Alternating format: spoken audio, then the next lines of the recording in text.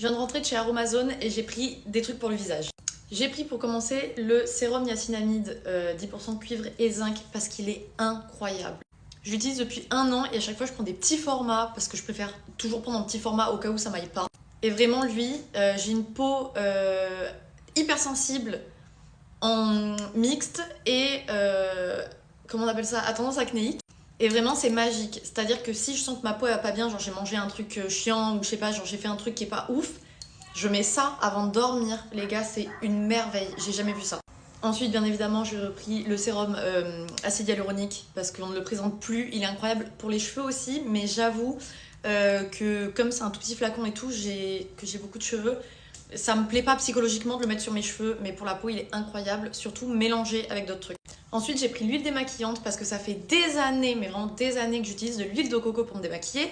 Sauf que pour ceux qui l'ont déjà fait, en fait, si on s'en met un petit peu dans l'œil, c'est tout gras, on n'y voit pas, enfin bref, ça n'a pas de sens. Donc ça enlève super bien, mais vraiment, genre, il y a des conditions à avoir. Et du coup, la conseillère m'a conseillé l'huile démaquillante et elle m'a dit que même le waterproof il partait.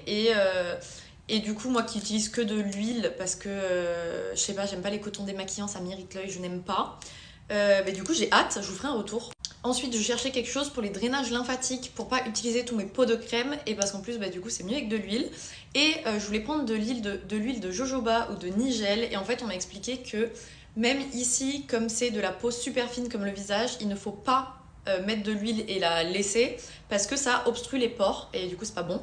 Parce que juste pour revenir vite fait sur l'huile démaquillante, bien sûr, il faut se laver le visage après, il faut pas juste avoir l'huile parce que pareil, ça obstrue les pores.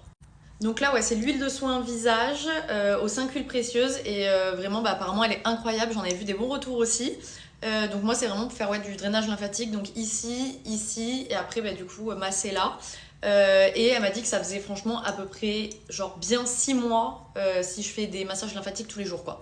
Ensuite, nous avons les gouttes auto-bronzantes. Je ne les ai jamais essayées. Moi, j'utilise que la Nivea qui est juste ici et qui est incroyable pour le corps, sauf que forcément pour le visage, quand je l'ai utilisé, moi elle me va pas du tout.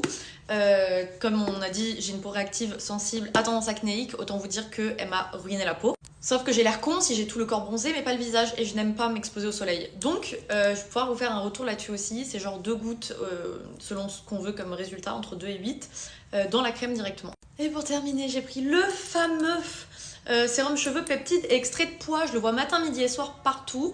Et j'ai déjà l'huile aux 3 huiles là, je pense que vous voyez ce que je veux dire, qui est hyper bien, mais genre j'aime pas la mettre sur le cuir chevelu parce que vraiment je la trouve trop grasse, après je galère à l'enlever, ça me saoule.